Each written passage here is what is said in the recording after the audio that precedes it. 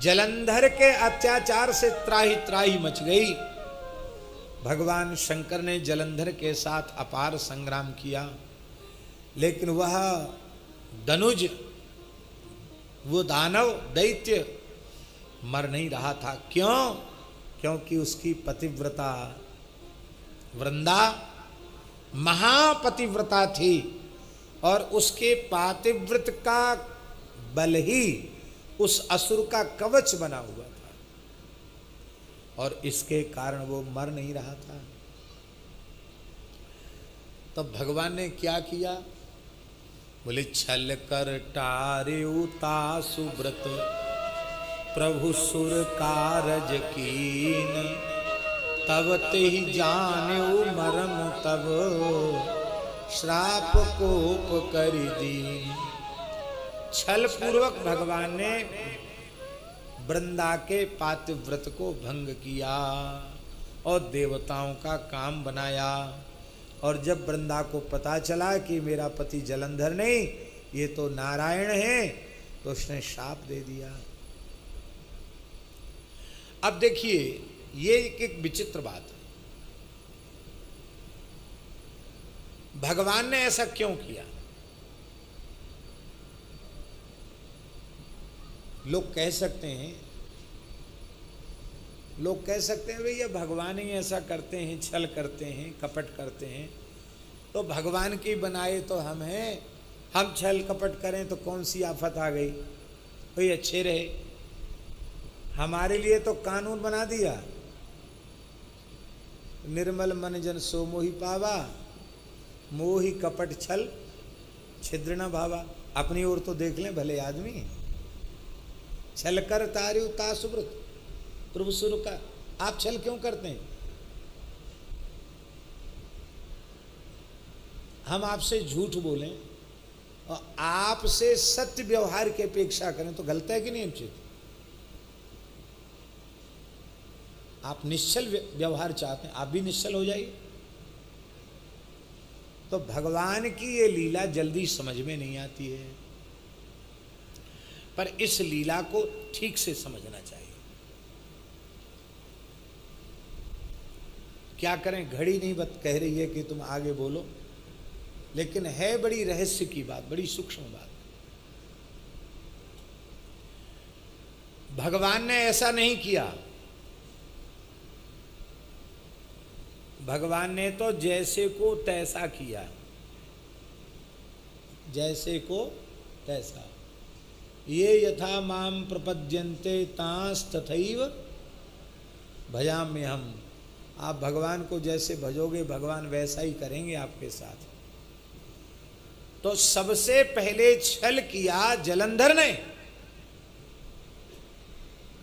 आप पुराण उठाकर देखें, जलंधर शिवजी का स्वरूप धारण करके भगवती पराम्बा जगदम्बा पार्वती का सतीत्व नष्ट करने के लिए कैलाश पहुंच गया।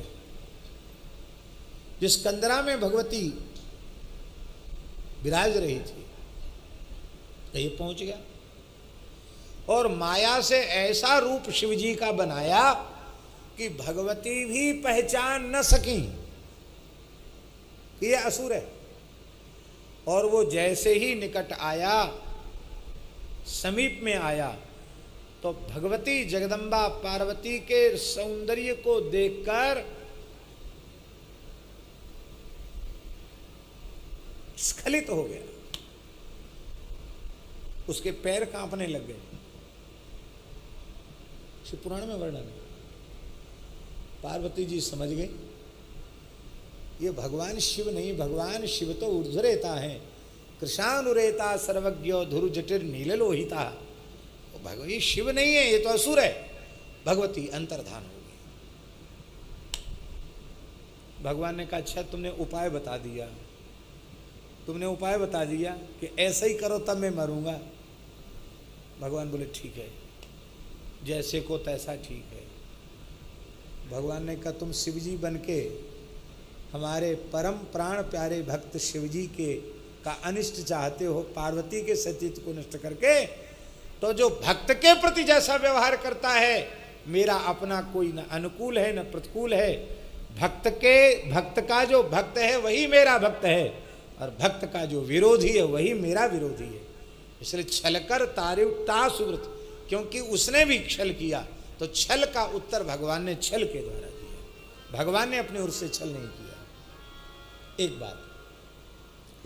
दूसरी बात, भगवान ने छल नहीं किया, भगवान ने तो वृंदा के उच्च कोटि के सतीत्व का चरम फल उसे प्रदान किया। क्योंकि भागवत के पंचम स्कंध में भगवती लक्ष्मी जी स्तुति करते हुए कह रही हैं, स्त्रियाः व्रतैस्त्वां ऋषिकेश्वरम पतिम। हे भगवान, संसार की जितनी स्त्रियां हैं वो पातिव्रत धर्म का पालन ही इसलिए करती हैं कि उनके पातिव्रत धर्म के पालन का उत्कृष्ट फल है आपकी प्राप्ति। वो पति रूप में वस्तुतः आपको ही पाना चाहती हैं। तो वृंदा का सतीत्व इतना उत्कृष्ट कोटि का है, उस सतीत्व का फल ही है भगवान की प्राप्ति। यदि भगवान की प्राप्ति वृंदा को नहीं होती है तो उसका धर्माचरण, पातिव्रत धर्म का आचरण व्यर्थ हो जाएगा। और भगवान तो संपूर्ण जीवों के कर्मफल प्रदाता हैं। राम झरोखे बैठ के सबका मुजरा ले, जाकी जैसी चाकरी वाकू वैसो ही दे। तो भगवान तो कृपा करने के लिए पधारे। भगवान ने कौन सा किया? ये भगवान की तरफ से वकालत है। दूसरी,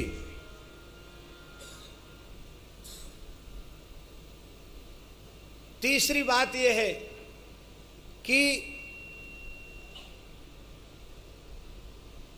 श्री वृंदावन बिहारी लाल की जय।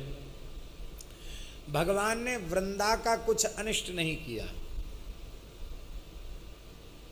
इस दैत्य का कवच वृंदा का सतीत्व बन रहा था, तो भगवान ने कवच तोड़ा। बोलो भक्तवत्सल भगवान की। भगवान ने क्या बुरा किया? भगवान ने कवच तोड़ा। कितने कारण हो गए? 3। अब चौथा सुन लीजिए। ये तुलसी भगवान के नित्य गोलोक की भगवान की प्रियतमा ही है। श्री राधा रानी ने इनको कोप से बाहर निकाला है और इनकी बड़ी महिमा है। इसको ठीक से पढ़ना हो, सुनना हो तो देवी भागवत में जो तुलसी के अवतरण का प्रसंग है, नित्य गोलोक से तुलसी कैसे धरती पर आई, वो सुनने योग्य है भैया जी, वो सुनना चाहिए। ये तुलसी कैसे धरती पर आई, तो इन्होंने पहले भगवान को ही पति रूप से पाने के लिए तप किया।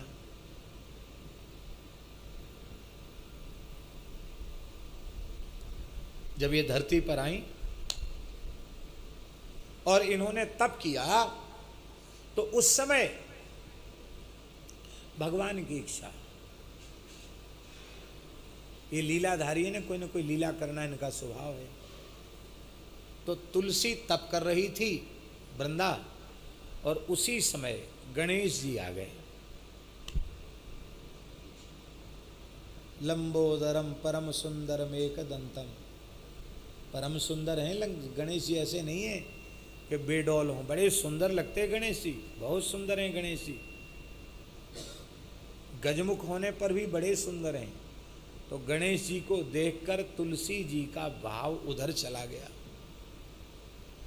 और उन्होंने प्रस्ताव कर दिया, आप हमें प्राप्त हो। उन्होंने करे, तुम भगवान नारायण को पति रूप से प्राप्त करने के लिए तप कर रही हो और तुम्हारी बुद्धि व्यभिचरित हो गई किसी सुंदर पुरुष को देख करके, ये तो ठीक नहीं है। और तुम भगवान को पति रूप से पाना चाहती हो, और भगवान मेरे पूज्य पिता शिव जी के प्राण सखा हैं, शिव रूप ही हैं, शिव हरिहर में भेद नहीं है। इस दृष्टि से जो मेरे पिता का स्थान है शिव जी का मेरे लिए, वही नारायण का स्थान है। तो नारायण भी मेरे पिता के, तो शिव जी तो मेरे पिता ही हैं, नारायण भी मेरे पिता ही हैं, और तुम उनको पाना चाहती हो, तो धर्मतया तुम मेरी माता हुई और तुम इस प्रकार का प्रस्ताव कर रही हो, ये तो ठीक नहीं है। पर भगवान की इच्छा लीला, तुलसी ने फिर भी हठ किया। तब गणपति ने शाप दे दिया कि इस जन्म में तो तुम्हें भगवान नहीं मिलेंगे, अगला जन्म तुमको फिर लेना पड़ेगा और तुम्हारा दैत्य से होगा, पर वहाँ भी तुम परम पतिव्रता होगी, लेकिन उस जन्म में भगवान तुमको न चाहते हुए भी मिल जाएंगे और तुम तुलसी के रूप में प्रकट होकर संपूर्ण जगत का कल्याण करोगी। लेकिन हमारी तुम्हारी तो कुट्टी है गई, लड़ाई है गई, इसलिए सब तुलसी स्वीकार करेंगे पर मैं अपनी पूजा में तुलसी स्वीकार नहीं करूँगा। इसलिए गणेश जी को तुलसी चढ़ती नहीं, इसलिए गणेश जी पूजा में तुलसी स्वीकार। ये ब्रह्मविवर्त पुराण की कथा है। बहुत कथाएं हैं पुराणों में, तरह तरह की कथाएं। एक कथा को कहने के लिए कई ग्रंथों का आश्रय लेना पड़ता है। जलंधर बन के ठाकुर जी पहुंच गए और जलंधर बन के पहुंच गए तो वृंदा ने यही समझा कि मेरे पति ही हैं और भगवान ने वृंदा को अपनी छाती से लगाया तो समझ गई वो कि ये मेरे पति नहीं है, इनके श्रीअंग की दिव्य सुगंध बता रही है, मेरे पति के शरीर की गंध ये नहीं है, हैं? अरे कहाँ असुर जालंधर, तो कहाँ भगवान सच्चिदानंद घन, उनके श्रीअंग की दिव्य सुगंध, ये मेरे पति नहीं है, ये पति के शरीर की गंध नहीं है, कौन हो तुम? भगवान मुस्कुराए, चतुर्भुज हो गए। बड़ा प्रसन्न होना चाहिए था, चरणों में पड़ जाती, प्रभु आपने मुझ दासी को हृदय से लगाया, कृतार्थ किया, धन्य है प्रभु आपकी। वो महाराज तिलमिला उठी।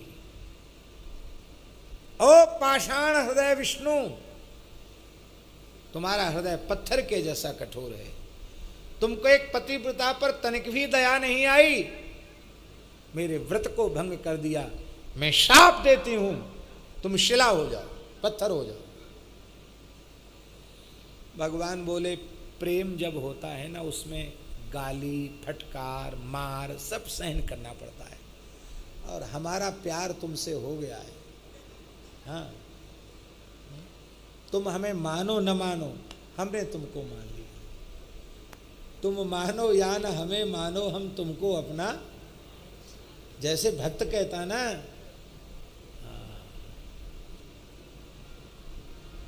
घनश्याम तुम्हारे मिलने को जीवन की बाजी लगा चुके, तुम मानो या न हमें मानो, हम तुमको अपना बना चुके।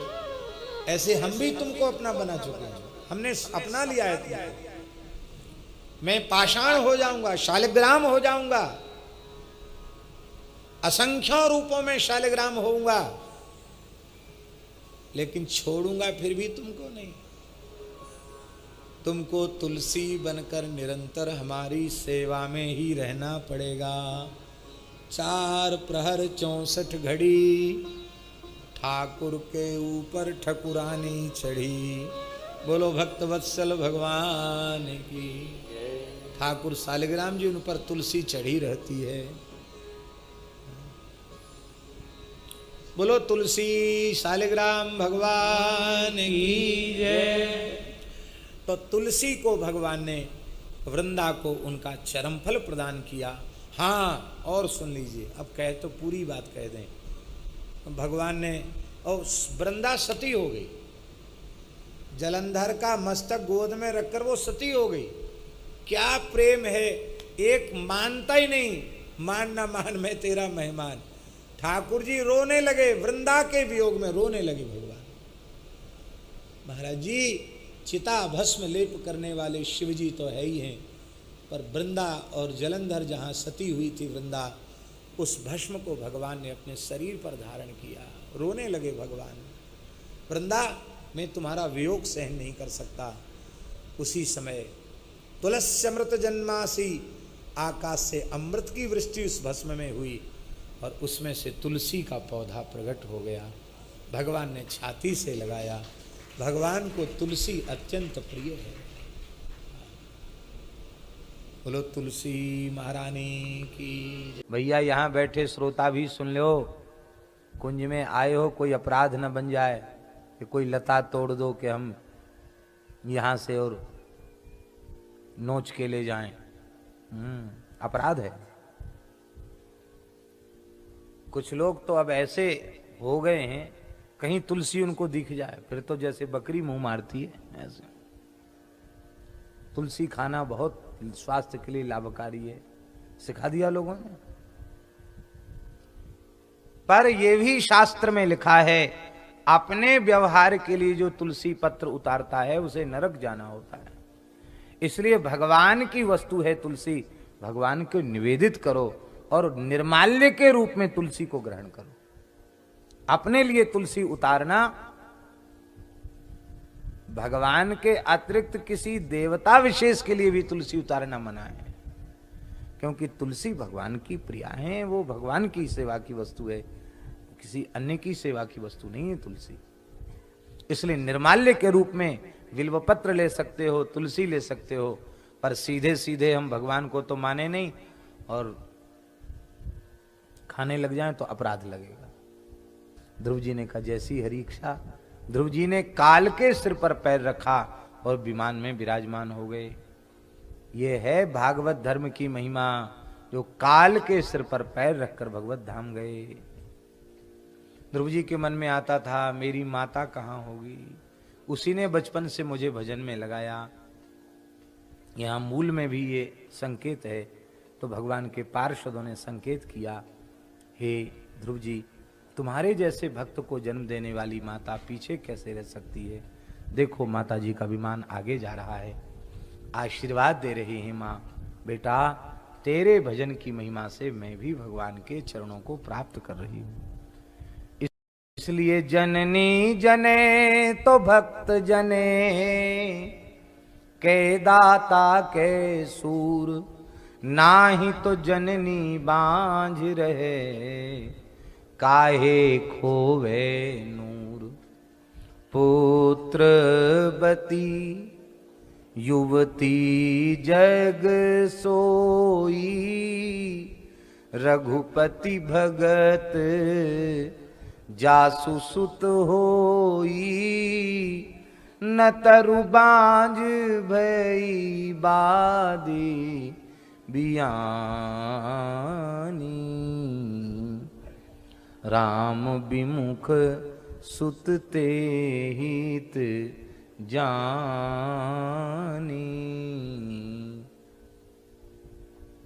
मलुकदास जी कहते हैं, मलुक सुमाता सुंदरी, जहां भक्त अवतार, बिना भगत बांझे भई जन्मी खर कतवार। भक्त को जन्म न दिया तो गधों को पैदा किया। महात्मा तो महात्मा होते हैं, खरी जो मन में आती सो कह देते हैं।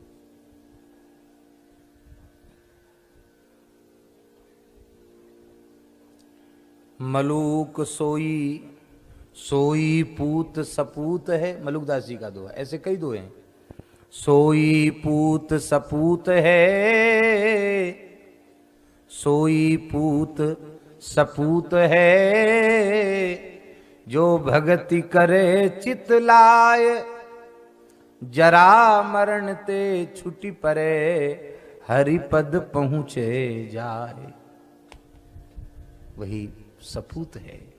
आप लोग कहेंगे ये कैसे होगा, आप सुनीति बन जाइए तो आपका पुत्र ध्रुव हो जाएगा, आप ऋषभदेव बन जाइए आपका पुत्र भरत हो जाएगा, आप मदालसा बन जाइए आपका पुत्र अलर्क हो जाएगा। इसलिए राजा पृथुसों जो मिले, श्री भगवत सिंह जी महाराज ने कहा राजा मिले तो पृथु जी के जैसा मिले। तात ऋषभ सो होए मात मंदालस जानो, पिता ऋषभदेव जी के जैसा हो, माता मदालसा के जैसी हो, और भ्राता विदुर दयाल, भैया हो तो विदुर जी के जैसा हो, मित्र प्रहलाद ही जानो, मित्र हो तो प्रहलाद जी के जैसा हो।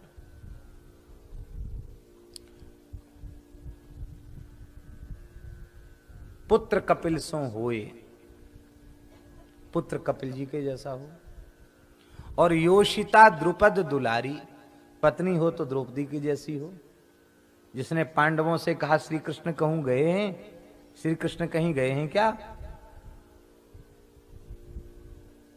और गुरु नारद सो मिले अकिंचन पर उपकारी।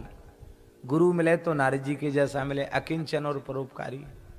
भरता नृप अम्बरीश सो, पति मिले तो अम्बरीश जी के साथ, छोटी रानी को भजन में लगा दिया। भरता नृप अम्बरीश सो, राजा पृथु सो जो मिले, भगवत भवनिधि उद्धरे, चिदानंद रस में झिले। यही है ना बाबा, भगवत भवनिधि उद्धरे, चिदानंद रस में झिले।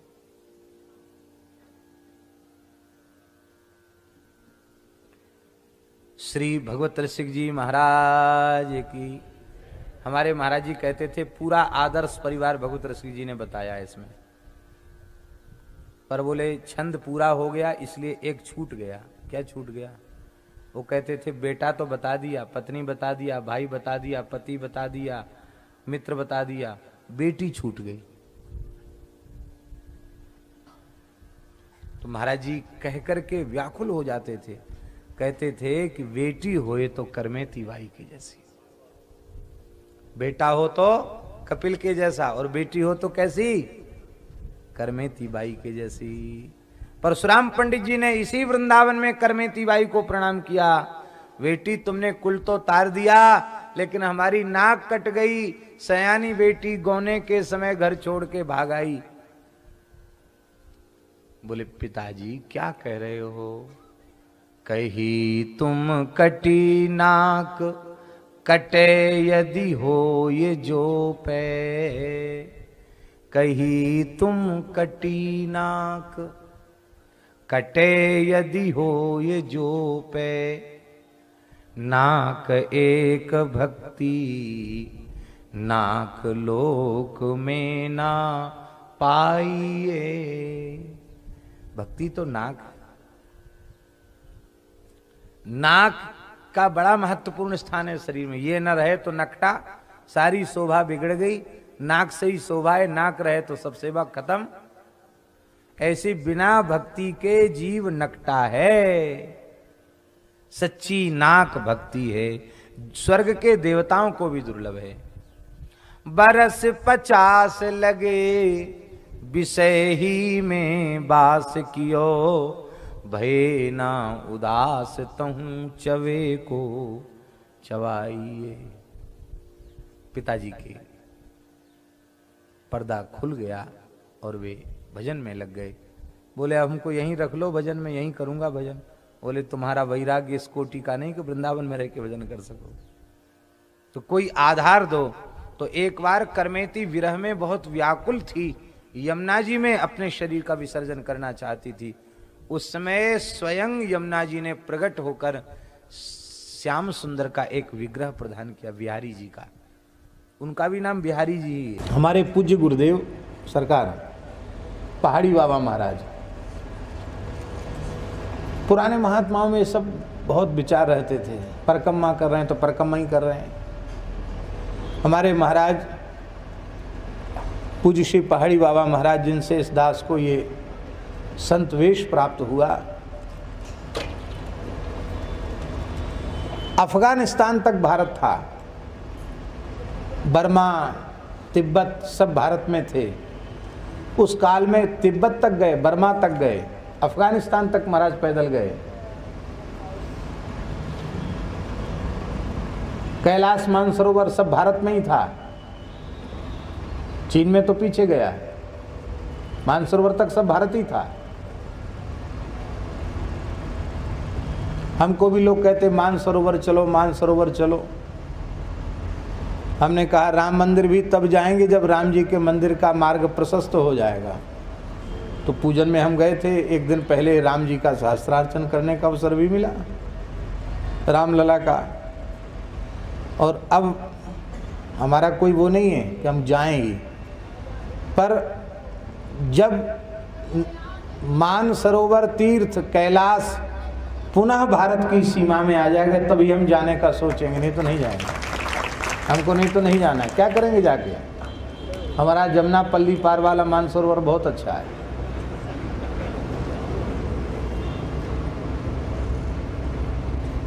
ठाकुर जी ने अब तक तो जितने संकल्प किए सब पूरे किए। तो ठाकुर जी को यदि मानसरोवर पहुंचाना होगा इस जीवन में, तो वह दिन दूर नहीं जब कैलाश मानसरोवर फिर से भारत में होगा।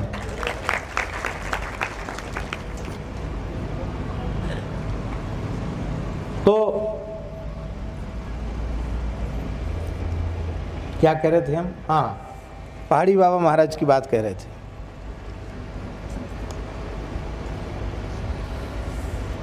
सब जगह पैदल उन्होंने विचरण किया, पैदल भ्रमण किया। तो नर्मदा जी की परिक्रमा उन्होंने पैदल की, गंगा जी की परिक्रमा पैदल की, गोदावरी की परिक्रमा पैदल की, और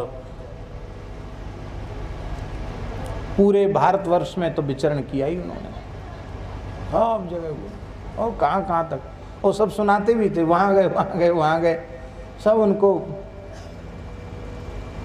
बोलने लग जाते तो सब सुनाते थे। तो उन्होंने एक घटना सुनाई। गंगा जी की परिक्रमा पैदल कर रहे थे, तो इधर जो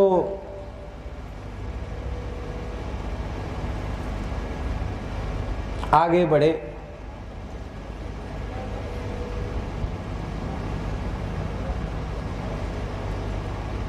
ये हिमालय की तरफ, तो ये हरिद्वार जाने के रास्ते की बात।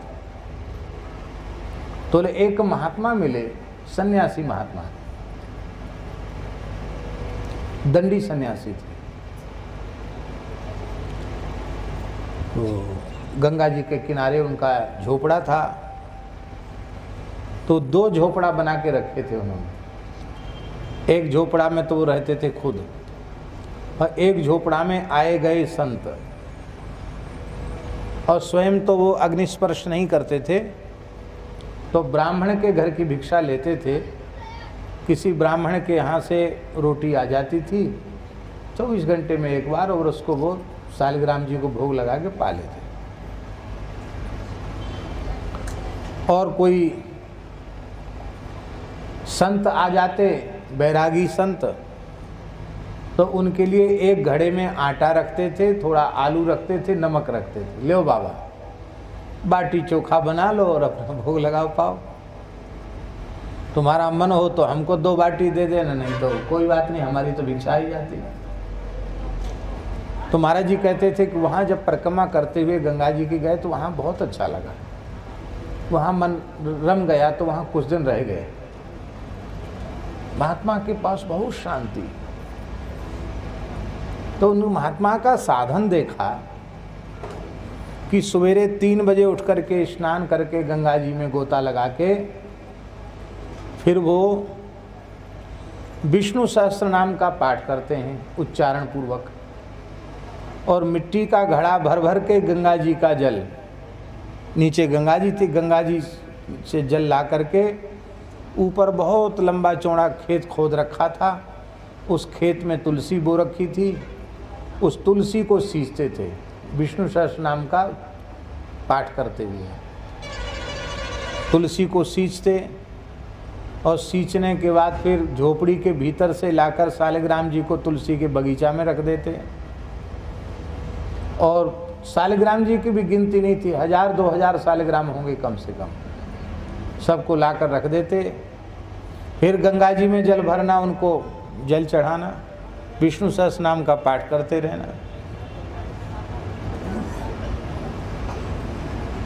सैकड़ों घड़ा जल चढ़ाते, और तुलसी की सिंचाई भी हो जाती। तुलसी के बीच में सालिग्राम जी रखे डलिया में, और फिर तुलसी दल उतारते मंजरी युक्त, फिर अर्चन तुलसी से। और ये सब करते करते करते करते 2:30-3 बज जाता। सवेरे 3 बजे से लेके शाम का 2:30-3-4 बज जाता। तब तक कोई ब्राह्मण जो है रोटी लेके आता, उसी तुलसी के बगीचा में रखे ठाकुर जी को, सालिग्राम जी को भोग लगा देते रोटी का, और एक एक टिक्कड़ दे देते गंगा जी को मछली कछुआ के लिए, थोड़ा पक्षी को डाल देते और बाकी पा लेते। ये उनका नियम था।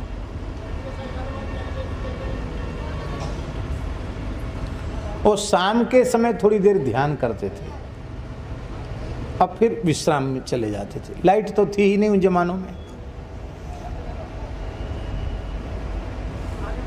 तो महाराज जी कहते हम कई दिन तक रहे वहां, यही चर्या उन संत की देखी। तो हमने उनसे पूछा कि महाराज, हम तो सोचते थे कि वैष्णव साधु ही तुलसी सालग्राम की सेवा करते हैं इतने प्रेम से, पर हम तो पूरे देश में घूमते हैं, हमको कोई वैष्णव संत भी ऐसा नहीं दिखाई पड़ा जो तुलसी सालग्राम में इतनी श्रद्धा रखने वाला हो। आप तो 24 घंटे तुलसी सालग्राम में ही लगे रहते, क्या बात है, हमें भी कुछ बताइए। तो महाराज जी बताते थे कि उन महापुरुष ने कहा कि देखो, मैं पहले नैष्ठिक ब्रह्मचारी रहा और मैंने वेद वेदांग को विधिवत पढ़ा, प्रस्थानत्रयी को विधिवत पढ़ा, और फिर समय आने पर परिपक्व अवस्था में दंड संन्यास लिया और वर्षों तक काशी में ही रहकर पढ़े थे बचपन से, और काशी में ही संन्यास ले लिया और काशी में ही वर्षों तक वेदांत पढ़ाया। लेकिन एक बार हमारे मन में ये बात आई कि भाई, इतना सब करने के बाद भी तुम्हें जो ज्ञान हुआ है वह वाक्य जन्य ज्ञान ही है, वाचिक ज्ञान ही है। न तुम्हारी अविद्या नष्ट हुई, न तुम्हारी माया नष्ट हुई, न तुम्हारा मोह नष्ट हुआ, न देहाध्यास तुम्हारा नष्ट हुआ। तो अब ये केवल वाचिक ज्ञान, इससे लाभ क्या हुआ? तब मैंने विचार किया कि वेदों के परम तात्पर्य को समझने के लिए अब इतिहास पुराण को देखना चाहिए। तो बोले हमने इसके पहले इतिहास पुराण को नहीं देखा था, तो संपूर्ण महाभारत और 82 के 18 पुराणों को हमने पढ़ा। तो बोले सबको पढ़ने के बाद हम एक निर्णय पर पहुंचे और जो बात हमारी समझ में आ गई उसमें हम लग गए। क्या? बोले हम इस निर्णय पर पहुंचे कि इस घोर कलिकाल में जीव का कल्याण गंगा जी के आश्रय से होगा। गंगा की महिमा कम नहीं होगी, तुलसी जी की महिमा कम नहीं होगी, उस शालिग्राम जी की महिमा कम नहीं होगी, और भगवान नाम की महिमा कम नहीं होगी। तुलसी, गंगा, शालिग्राम और हरिनाम, ये 4 तत्व ऐसे हमारी समझ में आए व्यास वाणी को पढ़ करके कि इन 4 का आश्रय यदि कलयुग में कोई जीव ले लेगा तो उसका कल्याण निश्चित है, इसमें संदेह नहीं। बोले ये बात हमारी समझ में आ गई। तो काशी में तो संभव नहीं था क्योंकि वहाँ हमारा मठ में थे, मठ की व्यवस्था थी। तो मठ को छोड़कर वहाँ से हम गंगा जी की परिक्रमा के नाम पर चल पड़े। ये जगह हमें पसंद आ गई। अब दिन भर तुलसी की सेवा करते। महाराज इतने सालिग्राम कहाँ से आए? बोले महाराज पता नहीं, हमारे पास तो एक भी सालिग्राम नहीं थे, इच्छा जरूर थी सेवा की। तो ऐसे आप जैसे महात्मा परिक्रमा में आते गए गंगा जी की, एक एक 2-2 सालिग्राम हमको देते चले गए, इकट्ठे हो गए महाराज इतने।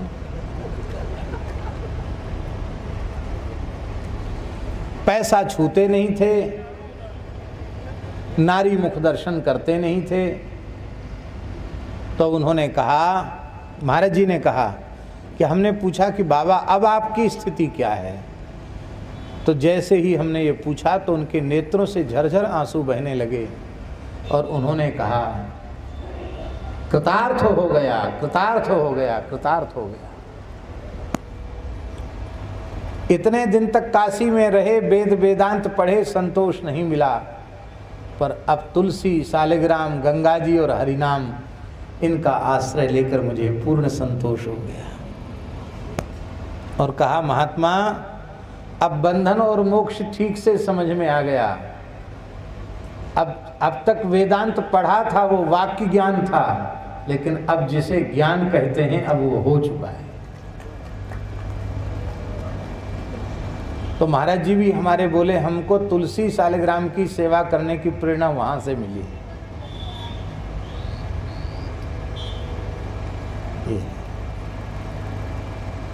यही बात गोस्वामी जी कह रहे हैं, आप क्रियात्मक रूप में भगवान की उपासना नहीं कर रहे हैं। केवल बातें बनाने से, दीपक की चर्चा करने से अंधेरा तो दूर नहीं होगा, केवल लड्डू की चर्चा करने से पेट तो नहीं भरेगा।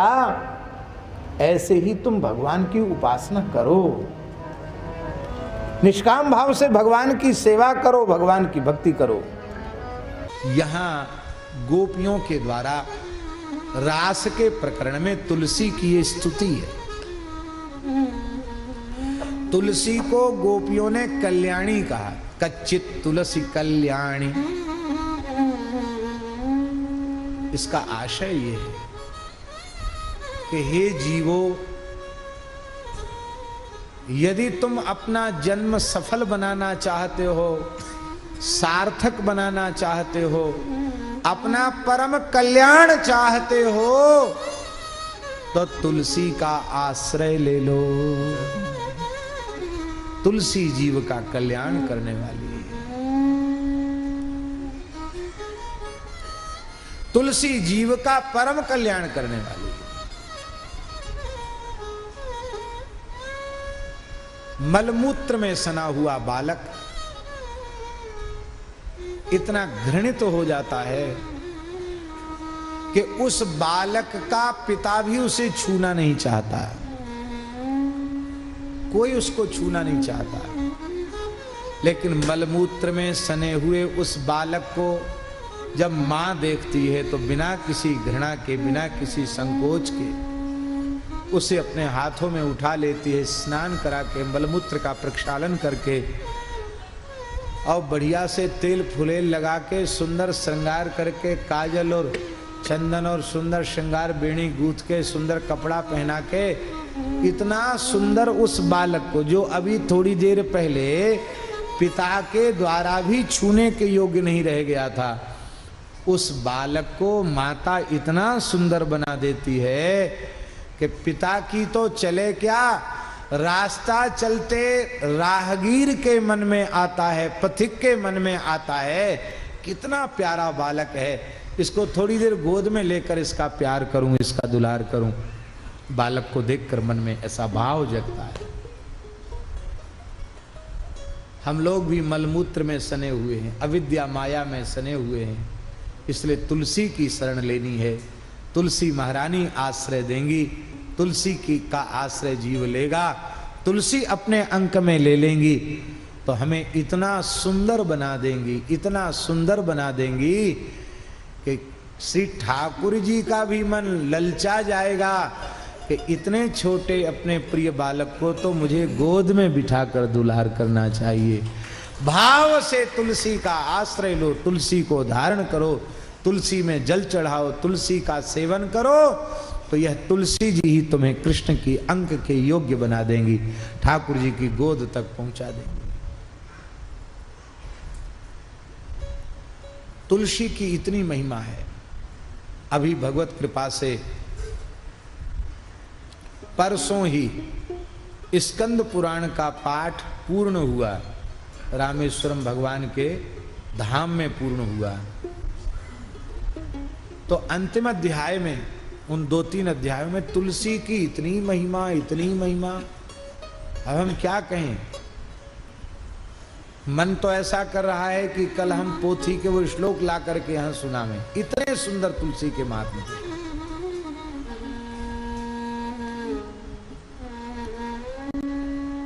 अद्भुत तुलसी की महिमा है। द्वारिका महात्म्य में तुलसी का महात्म्य। या दृष्टा निखिलाघ संघ समनि, ये श्लोक तो पद्म पुराण का है। या दृष्टा निखिलाघ संघ शमनी। तुलसी जी दर्शन मात्र से संपूर्ण पापों का नाश करने वाली।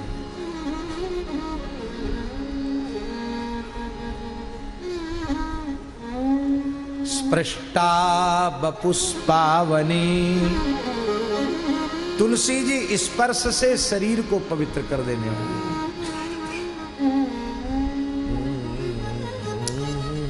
ये शरीर मलमूत्र का भांड है।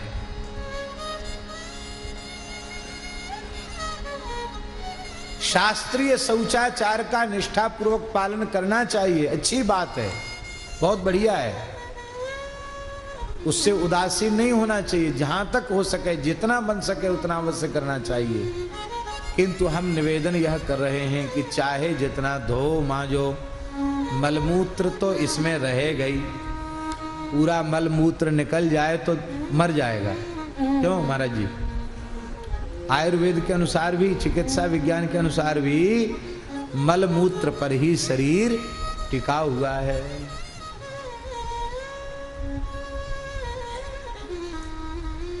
इस ऐसी स्थिति में वो पवित्र कैसे हो? शरीर पवित्र केवल तुलसी के स्पर्श से हो सकता है। स्पृष्टा बपुष्पावनी।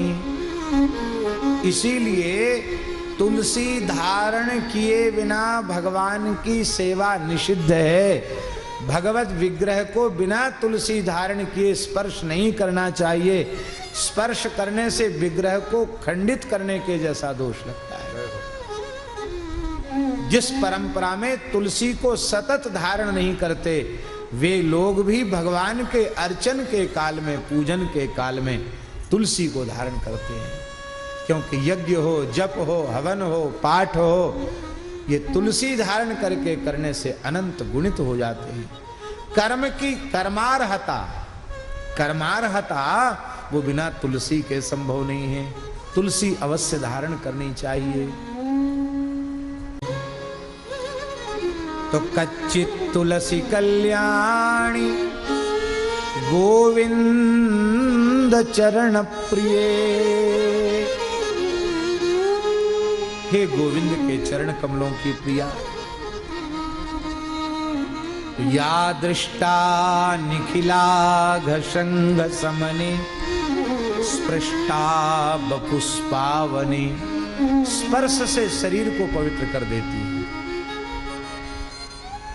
रोगाणाम अभिवंदिता निरसनी। तुलसी जी को जो नित्य प्रणाम करते हैं, पुरुष हो तो साष्टांग वंदन करे, माता हो तो पंचांग प्रणाम करे। तुलसी को नित्य प्रणाम करने वालों के शरीर में असाध्य रोग कभी पैदा नहीं होते। रोगाणाम अभिवंदिता निरसनी। सिक्तांत कत्रासनी। तुलसी जी में जल चढ़ाओ तो यमराज को भय हो जाता है।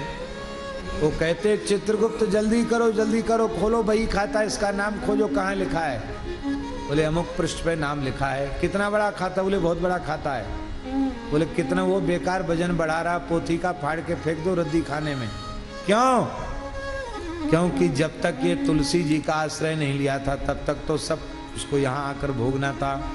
अब तुलसी में जल चढ़ाता है, तुलसी धारण करता है, तुलसी में दीपदान करता, अब तो नरक आएगा ही नहीं।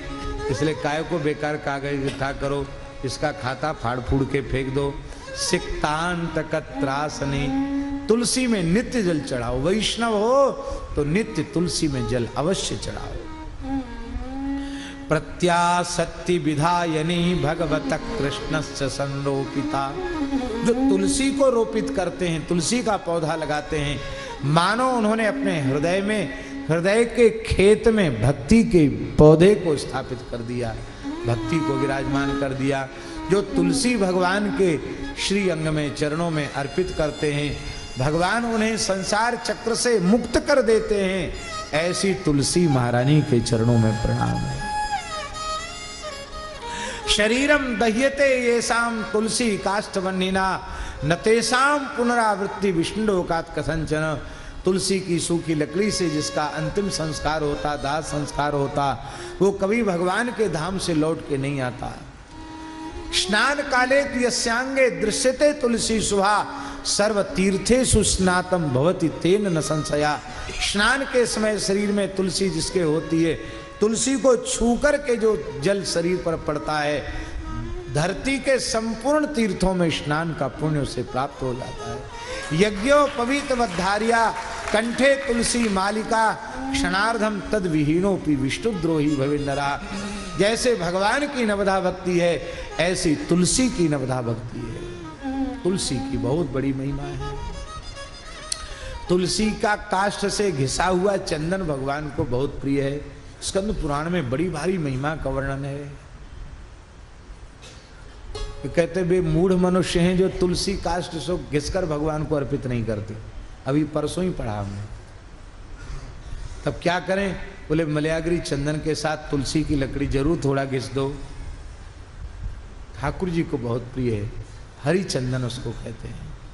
तुलसी की सूखी लकड़ी को घृताक्त करके घी से तर करके, घी से गीला करके, उसी सूखी लकड़ी को प्रज्वलित करके उसी से आरती की बत्ती जोड़ो, उसी से ठाकुर जी के सामने दीप दान करो। बहुत बड़ी महिमा है। बोलो तुलसी महारानी की।